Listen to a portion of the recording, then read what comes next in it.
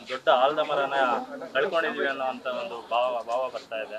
ದ್ವಾರಕೀಶು ಒಂದು ದೊಡ್ಡ ಕೊಂಡಿ, ಕನ್ನಡ ಚಿತ್ರರಂಗದ ಹಿರಿಯ. ಇವತ್ತು ಅವನು ನಮ್ಮಿಂದ ದೂರ ಆಗಿದ್ದಾನೆ. ಹೊರತು ನಮ್ಮ ಹೃದಯದಿಂದ ದೂರ ಆಗಲ್ಲ ಅವನು. ದ್ವಾರಕೀಶು ನನ್ನ ಒಡನಾಟ 60 ವರ್ಷದ್ದು. 60 ವರ್ಷದ ಕೆಳಗೆ ಬೆಂಗಳೂರಿಗೆ ಅವನು ಬಂದಾಗ ಹೋಟೆಲ್ ಬ್ರಾಡ್ವೇನಲ್ಲಿ ನನಗೊಂದು ಅವಕಾಶ ಕೊಡ್ತೀರಾ ಅಂತ ಕೇಳೋದಕ್ಕೆ ನನ್ನ ಸೋದರ ಮಾವ ರಾಮಕೃಷ್ಣ ಅಂತ ದ್ವಾರಕೀಶ ಕ್ಲಾಸ್ಮೇಟ್ ಆಗಿದ್ದ, ಅವ್ನು ಕರ್ಕೊಂಡು ಹೋದ. ದ್ವಾರಕೀಶನ ಮೀಟ್ ಮಾಡಿದಾಗ ನೀನೊಂದು ಸ್ವಲ್ಪ ದೊಡ್ಡವನಾಗಬೇಕಷ್ಟೇ, ಬಾ ಇವಾಗ ಕೂತ್ಕೋ, ನಾವು ಸಂತೋಷವಾಗಿ ಕಾಲ ಕಳೆಯೋಣ ಅಂತ ಹುಡುಗರು ಹೇಗೆ ಕಾಲ ಕಳಿಬೇಕು ಆ ಥರ ಕಾಲ ಕಳಿಸ್ದ. ಹೇಳ್ದ, ಆಪರ್ಚುನಿಟಿ ಬಂದೇ ಬರುತ್ತೆ, ಬರಲಿಲ್ಲ ಅಂತ ಯೋಚನೆ ಮಾಡಬೇಡ, ಅದು ಬಂದಾಗ ಅದಕ್ಕೆ ಧೀರವಾಗಿ ನುಗ್ಗಬೇಕು ಅಂತ ಹೇಳ್ದ. 60 ವರ್ಷದವರೆಗೆ. ಅದಾದ 3 ವರ್ಷಕ್ಕೆ 57 ವರ್ಷ ಇವತ್ತು ನಾನು ಸಿನಿಮಾ ಇಂಡಸ್ಟ್ರಿಗೆ ಬಂದು ಅಲ್ಲಿಂದ ಇಲ್ಲಿವರೆಗೂ ದ್ವಾರಕೀಶನ ನೋಡ್ಕೊಂಡೇ ಬರ್ತಾ ಇದ್ದೀನಿ. ಅವನು ಏಳು ಬೀಳುಗಳನ್ನ ಬೇಕಾದಷ್ಟು ಕಂಡವನು. ನಾನು ಬಿದ್ದಾಗ ನನಗೆ ಕೈ ಕೊಟ್ಟು ಎತ್ತಿದವನು. ಅವನು ಬಿದ್ದಾಗ ನನಗೊಂಚೂರು ಕೈ ಕೊಡಲ್ವಾ ಅಂತ ಹೇಳಿ ಕೈ ಎತ್ತಿಸ್ಕೊತಿದ್ದವನು. ಒಡನಾಟ ಚೆನ್ನಾಗಿದ್ದಾಗ ಸಂತೋಷವಾಗಿ ನಗರಾಗ್ತಾ ಇರುವಾಗ ಮಾತ್ರ ನಾವು, ದುಃಖ ಬಂದಾಗ ನಾವಲ್ಲ ಅಂತ ಅನ್ಕೊಬೇಡ, ನಾವು ಯಾವಾಗಲೂ ಇರಬೇಕು ಅಂತ ಹೇಳ್ತಾ ಇದ್ದವನು ಅವನು.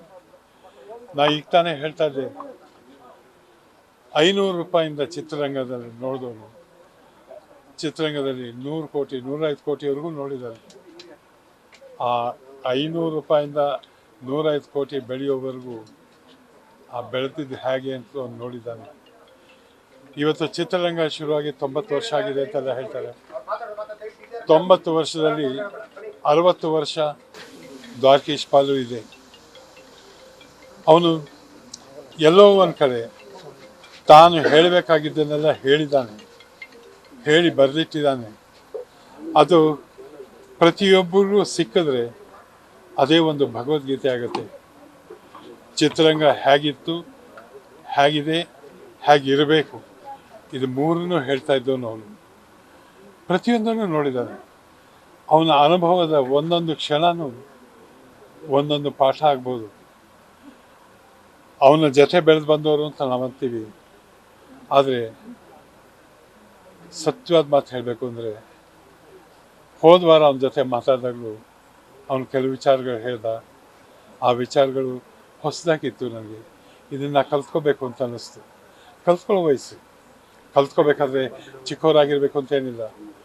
ಕಲಿಯೋದಕ್ಕೆ ವಯಸ್ಸಿನ ಲೆಕ್ಕಾಚಾರ ಬರಲ್ಲ ಅನ್ನೋದನ್ನು ತೋರಿಸ್ಕೊಟ್ಟವನು ದ್ವಾರಕೀಶು. ನಮ್ಮ ಚಿತ್ರರಂಗ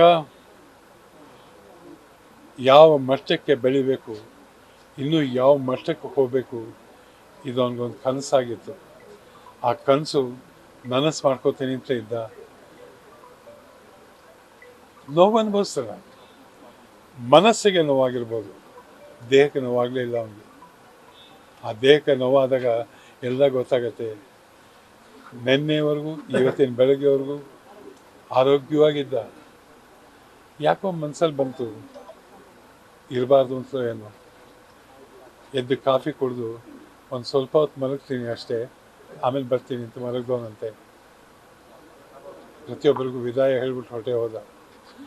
ಆ 1.5 ಗಂಟೆನಲ್ಲಿ ಅವನ ಮನಸ್ಸಲ್ಲಿ ಏನೇನು ಮೂಡ್ತು, ಯಾರ್ಯಾರು ಹೇಗೆ ಎಲ್ಲೆಲ್ಲಿ ಏನೇನು ಅವನು ಮಾತಾಡಿದ್ದಾಗಲಿ, ಅವನ ಕಥೆಯಾಗಲಿ, ಅವನು ಹಾಡಿದ್ದಾಗಲಿ, ಅವನು ಕುಡಿದಿದ್ದಾಗಲಿ, ಅವನು ಹತ್ತಿದ್ದಾಗಲಿ, ಅವನು ನೋವಿದ್ದಾಗಲಿ, ಎಲ್ಲನೂ ಆ 1.5 ಗಂಟೆಯಲ್ಲಿ ಒಂದು ಫ್ಲ್ಯಾಶ್ ಬ್ಯಾಕ್ ಥರ ಎಲ್ಲ ತಗೊಂಡು ಒಂದೇ ಒಂದು, ಈಗಲೂ ಅವನ ಮುಖ ನೋಡಿದ್ರೆ ಎಷ್ಟು ಶಾಂತವಾಗಿದೆ, ಗುಡ್ ಬೈ ಅಂತ ಹೊರಟೇ ಬಿಟ್ಟ. ಗೊತ್ತಾಗಿತ್ತು ಅಂತ ಕಾಣುತ್ತೆ ಅವನಿಗೆ. ದ್ವಾರಕಿ ಅವನೊಬ್ಬ ಪಕ್ಕದಲ್ಲಿದ್ದಾನೆಂದರೆ ನಮ್ಗೆ ಎಲ್ಲೆಲ್ಲಿ ಧೈರ್ಯ ಬರ್ತಾಯಿತ್ತು. ಬದುಕನ್ನು ಧೈರ್ಯವಾಗಿ ಹೇಗೆ ಎದುರಿಸ್ಬೇಕು ಅಂತ ಹೇಳ್ಕೊಟ್ಟು ನಾವು ಬೇಕಾದಷ್ಟಿತ್ತು. ಅವನ ಮಾತುಗಳು ಬೇಕಾದಷ್ಟು ರೆಕಾರ್ಡ್ ಆಗಿದೆ. ಅದನ್ನು ಈಗಿನ ಕಾಲದವರು ನೋಡಿಕೊಂಡು, ಅದನ್ನು ತಿಳ್ಕೊಂಡು ಅದನ್ನು ತಮ್ಮ ಜೀವನದಲ್ಲೂ ಉಪಯೋಗಿಸ್ಕೊಂಡು ಈಗಿನ ಹುಡುಗರು ಅವನು ಹಾಗೆ ಬೆಳೀಲಿ ಅಂತ ನಾನು ಹಾರೈಸ್ತೀನಿ. ಅವನು ತಿಳ್ಕೊಳ್ಳಿ, ಅವ್ರಿಗೆ ಮಾರ್ಗದರ್ಶನ ಅವನು ಇಲ್ಲದೆ ಹೋದರೂ ಅವನು ನಡೆದ ಹಾದಿನ ಜನಕ್ಕೆ ಹಾದಿ ತೋರಿಸ್ಲಿ.